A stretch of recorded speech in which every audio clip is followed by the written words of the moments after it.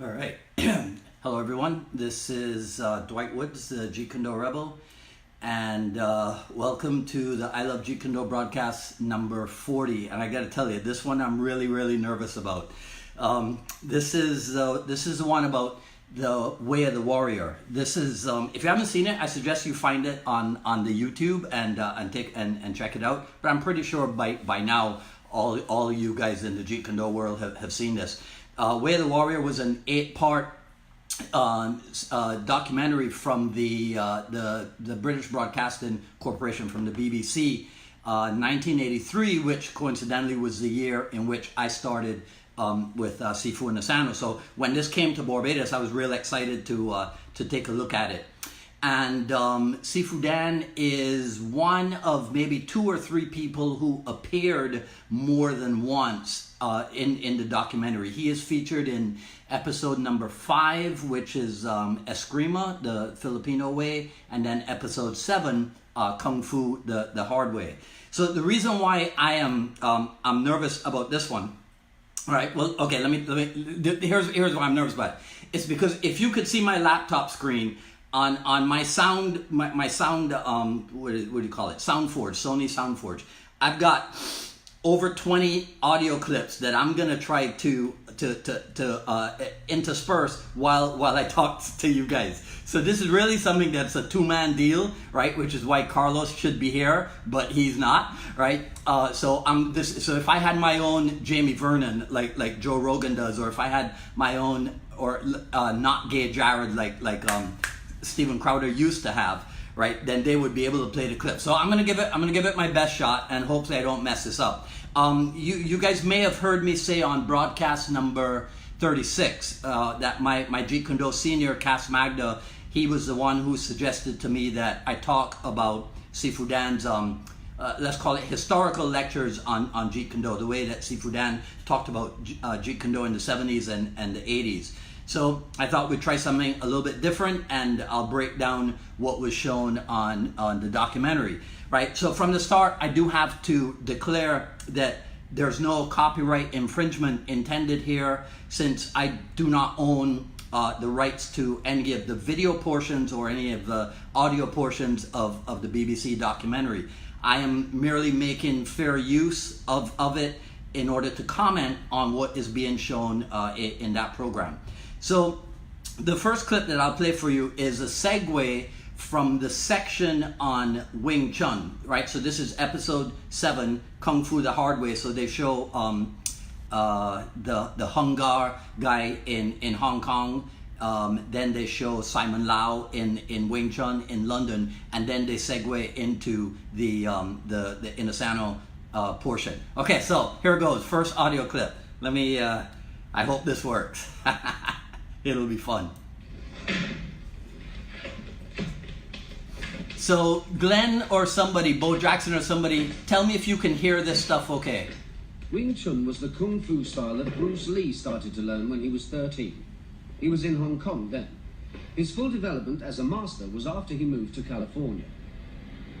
Okay, so if you got that, right, it says Wing Chun was the first, there was a Kung Fu system that Bruce Lee practiced when, okay, thanks Sifu Nick. I was hoping you would be on Sifu Nick, because I know that when I finish this broadcast, you will send me a message. Thanks guys, I appreciate it. Sifu Nick will send me a message and he'll go, oh, you know, there is this piece of technology that you could have used which would have made it much easier for you. So I'm looking forward to that, right? Anyhow, so what you heard was the sound of two Wing Chun students from thanks Glenn, from Simon Lau's Kung Fu school, and what they were doing was, it wasn't quite it was okay, Bo Jackson, I'll see what I can do.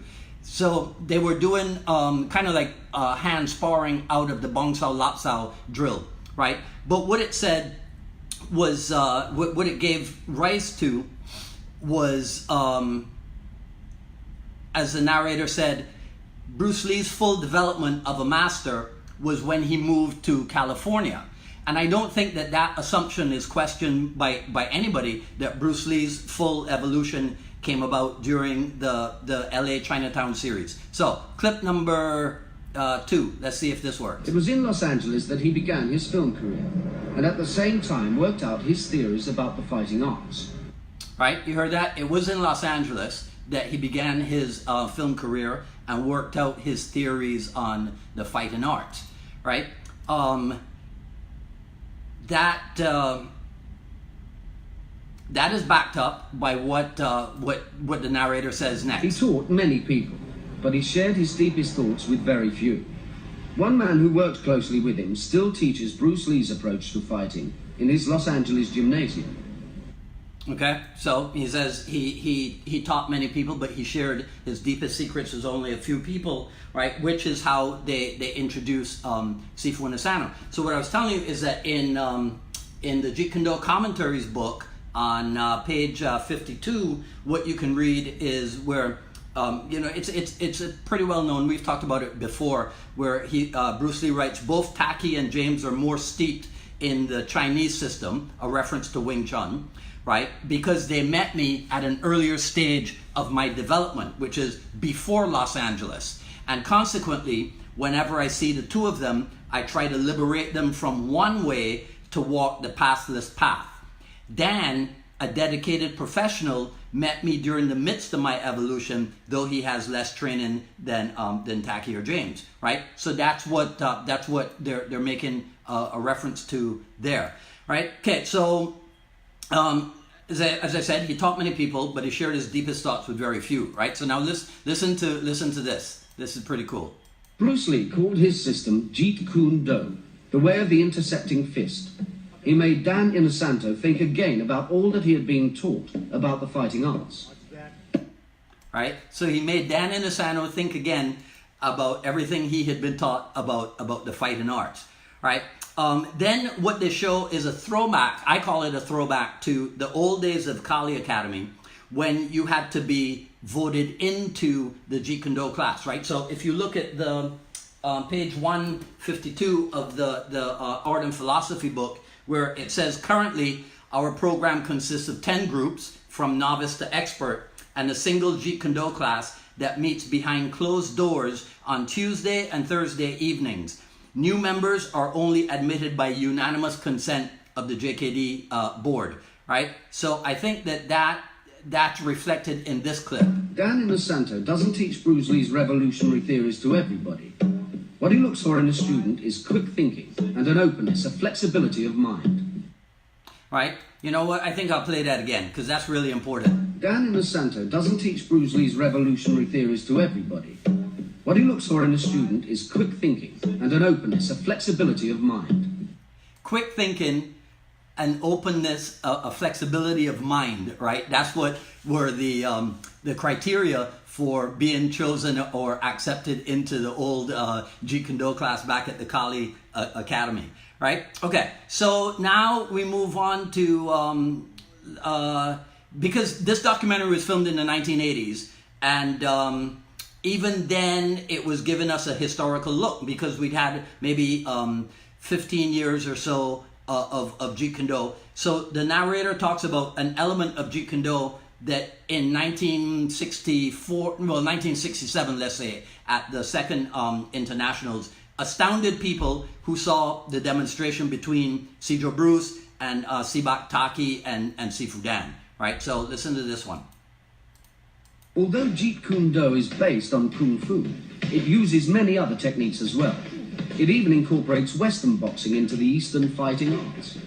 Right? So they're talking about the incorporation of Western boxing into the Eastern fighting arts. And so I've heard a story that at that 67 internationals, people ask Bruce Lee, well, what is this thing that you're doing? Because it looks like kicking, but then you start punching like if you're a boxer. So what style is this? And you guys have heard me say this before, right? He said, well, it's no style. And they said, well, how can it be no style? And he said, because it's all styles. And they said, well, how can it be all styles? And he said, because it's no styles, right? So so that clip, what you hear is they show a couple seconds of Chris Kent and Cass Magda on the focus mitts, I think Chris is feet in cast. But then they also show another few seconds of two guys who I hope one day I can get them on the Jeet Kune Do Dialogues show. It's a guy named Blaise Lung and a guy named Jeff Chun, right?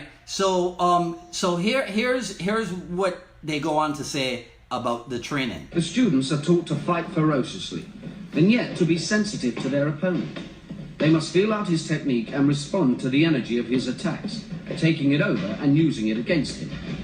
Right? So the students are taught to fight ferociously and to be sensitive to the energy of the opponent, take that energy and reverse it and use it against him. That was something that I made use of in trying to break down in detail for people who were interested in what I teach here in Miami. And so I used a portion of this documentary and talked about in Junfan kickboxing, the idea, and my student Glenn is on, so he knows what I'm talking about. The idea is to acquire a swift kick and a couple of fast hands and to learn to fight ferociously, right? Because sometimes a swift kick and a couple of fast hands can do the job for you, but more on that a little bit later, right? And then we hear a little, and then it's also about mindset, right? Learning to fight ferociously, right?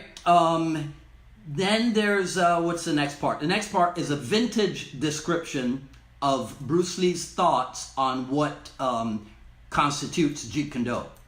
Bruce Lee taught that the response to attack can be to use a technique from any fighting system in the world. Right? Bruce Lee taught that the response to any attack could be to use a technique from any fighting system in the world. Right? So that's a vintage description. And then we go into vintage Inasano, let's call it. It's a combination of East and West, and there's neither Japanese or Chinese or Okinawan or Korean or Filipino or Indonesian, or which he also borrowed from Francaise-Savate quite heavily also. See?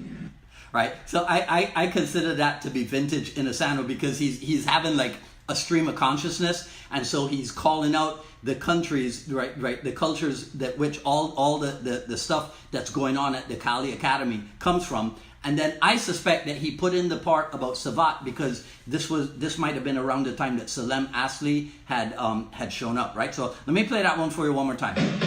It's a combination of East and West, and there's neither Japanese or Chinese or Okinawan or Korean or Filipino or Indonesian, or which he also borrowed from Francaise-Savate quite heavily also. See? Okay, so then he gives kind of a succinct explanation of a way of looking at Jeet Kune Do in terms of Bruce Lee's ideas. So it's just a combination that somebody had something to offer and he wanted to blend it into what worked for him. So Jeet Kune Do, Bruce's art, is basically what works for that individual. Right? That's another one I think is worthy of a repeat. So it's just a combination that somebody had something to offer and he wanted to blend it into what worked for him. So Jeet Kune Do, Bruce's art, is basically what works for that individual. Right? So Jeet Kune Do is basically what works for that individual, right? You get it? So you do, us followers in Jeet Kune Do, we do what Bruce Lee did, which is to find out what works for you as an individual, right? And if you need help, then you follow what I call the 4 tenets of Jeet Kune Do. And it still goes back to what we're talking about: research your own experience, absorb what is useful, and reject what is useless, and add specifically what is your own creation. Right? So, research your own experience, absorb what is useful, reject what is useless, add specifically what is your own. All right? Okay, so now let's see. So now we go into another aspect of what made Jeet Kune Do training different from its other martial art counterparts by talking about Bruce Lee's eschewal of a martial arts staple, the form or the kata. Bruce never taught us forms, and we're probably the only non-classical Kung Fu style that has never been taught forms. And according to Bruce, if you taught forms, it wouldn't be the mechanics. Okay, if you notice a lot of Chinese sets, they'll go like this, right?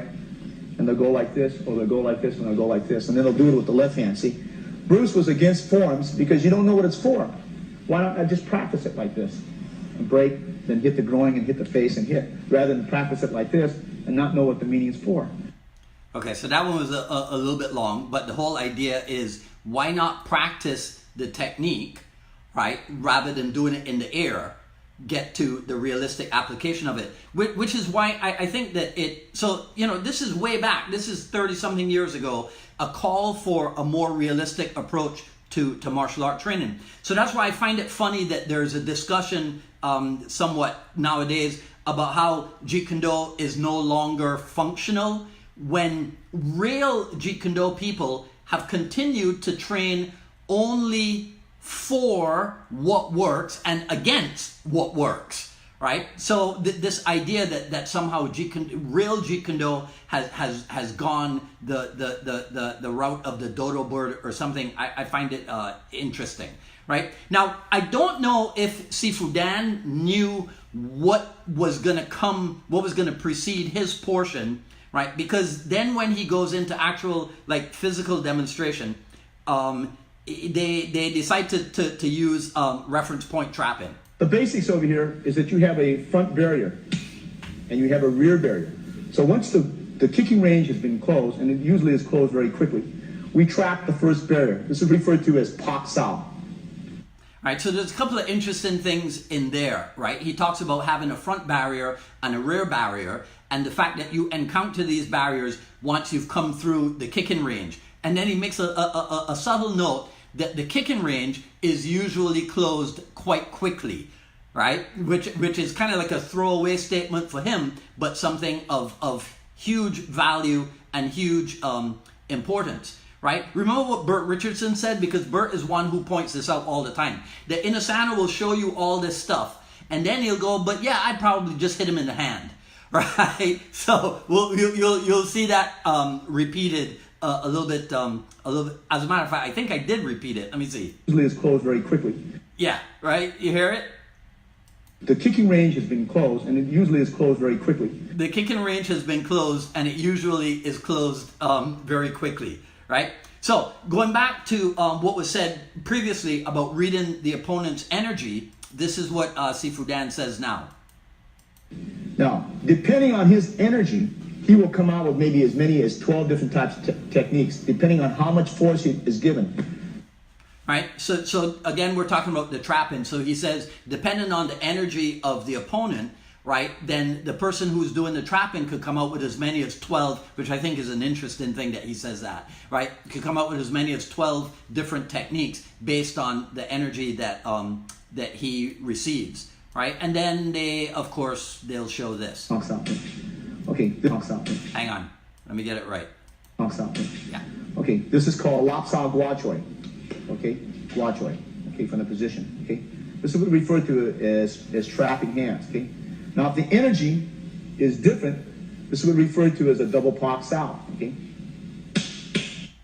So they show trapping hands, and they show what I remember being taught as trapping basic number 1, which is Paksao, Lapsao, Bongsao, Guachoi, right? And then also trapping basic number 2, which is the double Paksao, right? So then Inasano starts, he starts getting into the flow of things.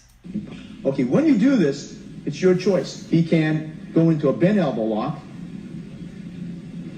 which is right here.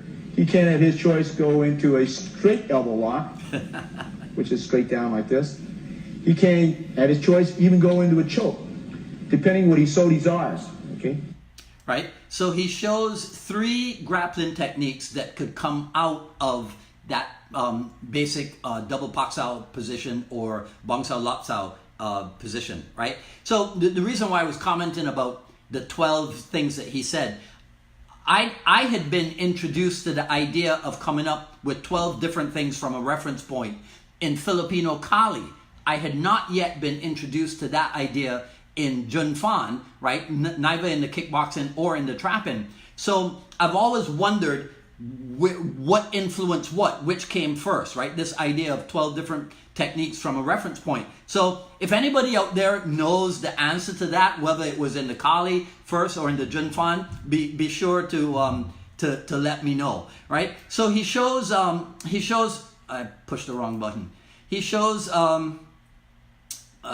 shoot. I was afraid that was going to happen. Let's see. Can I find it? No, I just lost one of the clips. But what he was talking about was, he showed all these grappling finishes from that position, but then he says that if you're not so much into the grappling, he doesn't say that. He just shows that you can revert to the boxing, right? And then he goes on, because I don't want this to go on too long, right? So he goes on, and then he shows everything. Let me see, which one is it? Because he's kind of coming into the home stretch. So he shows how all that trapping stuff can be done instead of from the high reference point. You can do it all from the low reference point, what we call pinchoi position, right? And then coming into the home stretch, he says something really important, but albeit subtle. Let's see. I hope I didn't mess up this one. But this is the basis of it. See, there's not a lot of technique because the technique goes by his sensitivity. Okay, let's say he does a box out from this position here, and the hand is grabbed. Okay, he can wrist lock that arm, and he goes down. Okay.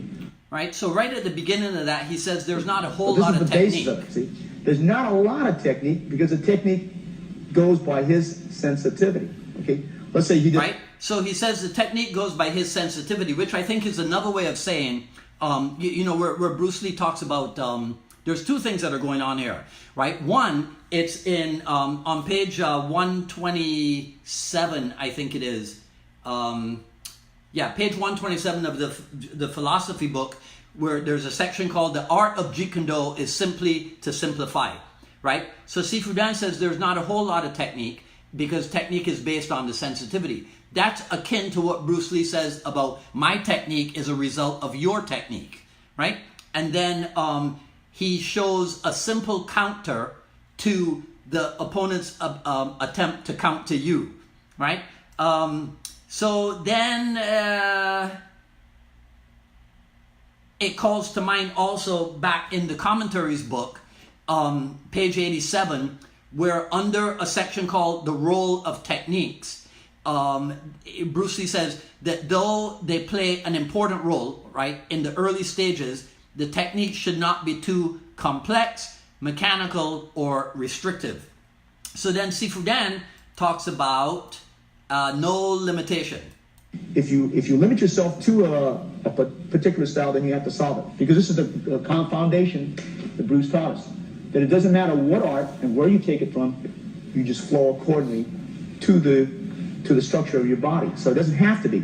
And I think that's where the great fall in the world is. They think it's a Chinese. It is a Kung Fu style because its roots are found, 50% is found in the Wing Chun system. But he went out of it. Okay.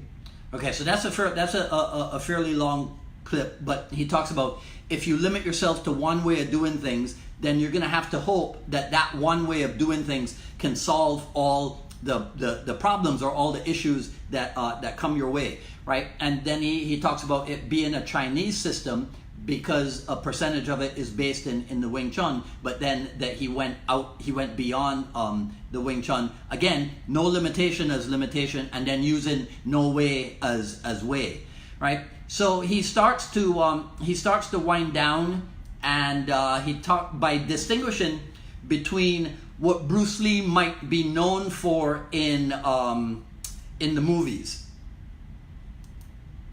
So all this high kicking and flashy kicking is usually out. In all the confrontations that I've seen Bruce, in actual confrontation, I've never seen him do any of this at all, unless he's just playing around with the man. Okay. Right. So he talks about the flash kicking and the high kicking. That stuff was reserved for the movies and TV, but that in actual real confrontations, he never saw Bruce Lee do anything like that unless he was just kind of messing around with the guy. Right? So he goes on to differentiate between what we call theatrical JKD and functional or practical JKD. For an example, right? This here, if he grabs my hand, and Bruce would just stop. That's good enough. But you see, as Bruce said, what is spectacular for a movie is not usually practical for the street. And what is practical for the street is very dull for demonstration. Right? So what's practical for the street is very dull for demonstration. What is spectacular for the movies, right, would not work in the street. So the distinguishing between functional JKD and practical JKD, right? So then absolutely finally, he talks about the value, right? Well, I'll just play it for you. This is where where Bruce said he was violently against. Bruce said that you had to have something between East and West. And I think in the Orient, they tend to be over-secretive, over-flowery sometimes, and hiding a lot. See? If you're secure in your knowledge, you don't have to hide it. Why hide it? You can just bring it out.